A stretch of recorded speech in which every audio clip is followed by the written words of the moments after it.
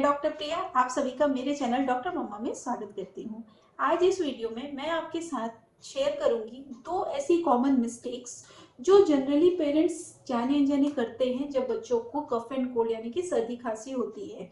Winter का season चल रहा है, सर्दी खांसी बच्चों की बहुत ज़्यादा कॉमन हो गई है। बार बार बच्चों को सर्दी हो रही है, ऐसे में पेरेंट्स बहुत परेशान हो जाते हैं और जितनी सारी पॉसिबल चीज़ें होती हैं, वेदर घर की चीज़ें मतलब यानी कि घरेलू नुस्खे, बार बार डॉक्टर की विजिट्स भी बढ़ जाती हैं, मेडिसिन भी चल रही होती हैं बच्चों की। लेकिन इस समय क्या होता है, कुछ ऐसी चीज़ें हैं जो हम अवॉइड करते हैं बट वो बहुत कॉमन है। करना क्या है ये सब बताते हैं, लेकिन क्या नहीं करना है वो पीछे रह जाता है, यानी कि नज़रअंदाज हो जाता है। तो आज इस वीडियो में मैं आपके साथ शेयर करूंगी दो ऐसी कॉमन चीज़ें जो आपको नहीं करनी है। ये चीज़ें आप ध्यान रखेंगे तो जो भी आप प्रिकॉशन ले रहे हैं, मेडिसिन ले रहे हैं, होम रेमेडीज कर रहे हैं, उसके इफेक्ट और ज़्यादा हो जाएंगे। सबसे पहले है फोर्स फीडिंग नहीं करना है बच्चे को। इसका मतलब क्या है, देखिए जब भी कोई भी बीमार होता है तो बॉडी का रिस्पॉन्स होता है कि सारी की सारी एनर्जी वो डेविएट कर देता है, सारी एक तरह से एनर्जी एक तरफ केंद्रित कर देता है उस बीमारी को ठीक करने में। इससे होता क्या है, हमारा मेटाबॉलिज्म जो कम हो गया है, इसके कारण हमको भूख नहीं लगती है। सिमिलरली बच्चों में भी होता है, तो बच्चों की भूख कम हो जाती है, उसकी एपेटाइट कम हो जाती है। अब बच्चा ऐसे में खाना नहीं खा रहा है, बच्चा ज्यादा बोल नहीं पा रहा है और पेरेंट्स होने के साथ ऐसा लगता है अच्छा बच्चा खाना नहीं खाया, ये सबसे बड़ा टेंशन है आज की डेट में। तो जब बच्चा खाना नहीं खाता है तो हम उसको फोर्स फीडिंग करने लगते हैं, मतलब जबरदस्ती खाना खिलाने लगते हैं। तो ऐसा बिल्कुल भी नहीं करना है। उस समय बॉडी की रिक्वायरमेंट खाने से ज्यादा फ्लूइड्स की है, तो ये ध्यान रखना है बच्चे को ज्यादा से ज्यादा फ्लूइड देना है और वार्म फ्लूइड देना है। तो आप चाहे तो सूप दे सकते हैं, गुनगुना पानी कई बार दे सकते हैं बच्चे को सिप सिप करके। बस ठंडा नहीं देना है, गर्म देंगे। उससे दो फायदे होंगे। सबसे पहले तो बच्चा जो है नाक से सांस नहीं ले पा रहा है, सर्दी की वजह से उसकी नाक ब्लॉक है, तो वो मुंह से सांस ले रहा है। अब मुंह से सांस लेने के कारण पूरा उसका गला सूख जा रहा है, सूखने से उसको इरिटेशन लग रहा है, गला खींचा खींचा सा लग रहा है।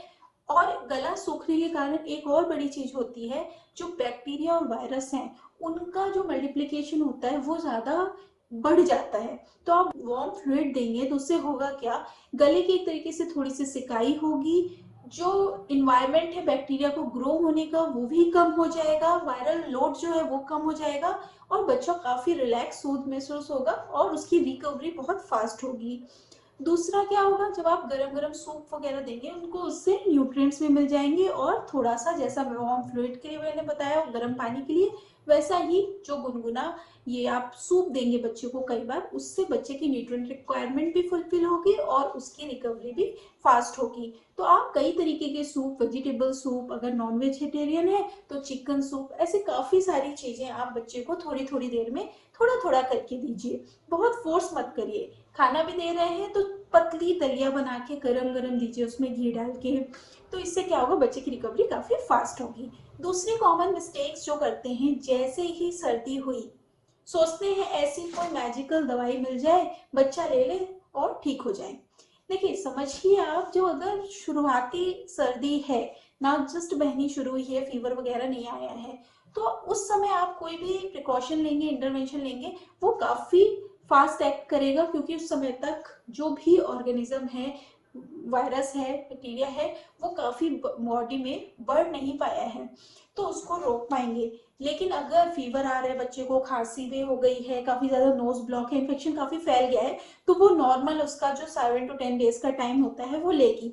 जो भी मेडिसिन हैं, जो भी आपको डॉक्टर दे रहे हैं या फिर आप घरेलू जो इलाज कर रहे हैं, उससे क्या होगा, उससे होगा ये कि जो भी सिम्टम्स हैं वो रिलीफ होंगे, रिकवरी फास्ट होगी। आप इम्यून सिस्टम को स्ट्रेंथन कर सकते हैं ताकि जो रिकवरी टाइम है वो थोड़ा कम हो। लेकिन ये मत सोचिए कि आज हमने दवाई दी और वो फटाफट से ठीक हो जाए।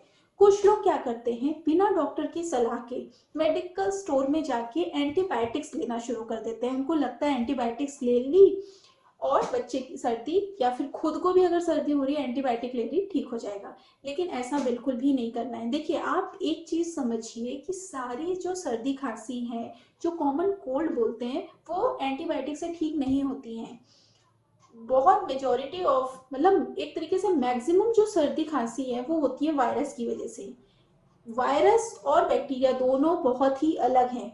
तो अगर आप बैक्टीरिया की दवाई, मतलब एंटीबायोटिक जो है बैक्टीरिया मारने की दवाई है, अगर वायरस की वजह से है वो कैसे ठीक होगा। इसीलिए डॉक्टर भी कभी भी जब आप बच्चे को दिखाने ले जाते हैं या खुद के लिए जाते हैं तो सबसे पहले बार में एंटीबायोटिक नहीं देते हैं, पहले सिम्टोमेटिक दवाई देते हैं। अगर फीवर आ रहा है फीवर के लिए देंगे, क्योंकि बॉडी की इम्यूनिटी को डेवलप होने दीजिए। बच्चा 5-6 साल तक उसकी इम्यूनिटी कंप्लीट डेवलप होती है, तो उनको मौका दीजिए बॉडी को कि वो अपनी इम्यूनिटी डेवलप करे, जो भी चीज आ रही है उसको वो मारने में सक्षम हो। अगर अलग से आप दवाई देके मारेंगे तो इम्यूनिटी कब डेवलप होगी, यही टाइम है बच्चे की इम्यूनिटी डेवलप होने का। तो दवाइयों पे बहुत ज्यादा सहारा नहीं लेना है, होम रेमेडीज कर सकते हैं आप। अगर बहुत ज्यादा बच्चे को फीवर आ रहा है ये सब, तो उसके लिए सिम्टोमेटिक ट्रीटमेंट ले सकते हैं, लेकिन दवाइयों पे बहुत ज्यादा निर्भर नहीं रहे। ऐसा नहीं कि थोड़ी सी सर्दी हुई दवाई दी और वो ठीक हो जाए, ऐसा नहीं करना है। एंटीबायोटिक्स बिल्कुल भी नहीं देना है बिना डॉक्टर की सलाह के। अगर आप डॉक्टर को दिखाते हैं, उनको लगता है सिम्टम्स कि बैक्टीरिया की वजह से है, तो वो डेफिनेटली आपको एंटीबायोटिक्स देंगे, लेकिन शुरू में आपको एटलीस्ट 1 वीक आपको वेट एंड वॉच करना है। सारी आप प्रिकॉशंस जो ऑलरेडी मैंने अपने वीडियो में बताया है क्या करना है पहले वीडियो में, अगर आपने नहीं देखा है तो आई बटन जाके आप वो देख सकते हैं। उन चीजों को करके आप 1-2 दिन में काफी राहत महसूस होगी बच्चे को। पूरा कंप्लीट ठीक होने में अगर बहुत बढ़ गया है तो जैसे मैंने बताया 7 to 10 डेज लग सकते हैं, लेकिन अगर शुरुआती लक्षण में ही पकड़ लिए तो वो काफी जल्दी भी ठीक हो जाता है। तो आई होप इन सारी बातों का आप ध्यान रखेंगे, बच्चों को फोर्स फीडिंग नहीं करेंगे, उनको रेस्ट करने दीजिए, रिलैक्स करने दीजिए। जैसे ही उसकी सर्दी खांसी या भी जो सिम्टम्स है, डिस्कम्फर्ट है, ठीक होगा, बच्चा डेफिनेटली आपका अच्छे से खाने लगेगा और आपकी सारी चिंता दूर हो जाएगी। वापस से जैसे ठीक होती है बॉडी, उसको भूख और अच्छी लगती है तो बच्चा खाना शुरू कर देगा। लेकिन 2-3 दिन बॉडी को रेस्ट करने दीजिए। अगर नहीं खा रहा है जबरदस्ती नहीं करिए, नहीं तो वो उल्टी कर देगा, निकाल देगा, आपके सारे एफर्ट चले जाएंगे और आप और ज्यादा दुखी हो जाएंगे। जब बच्चा खाने के बाद निकाल देता है तो वो जो दुख होता है वो बहुत ज्यादा होता है।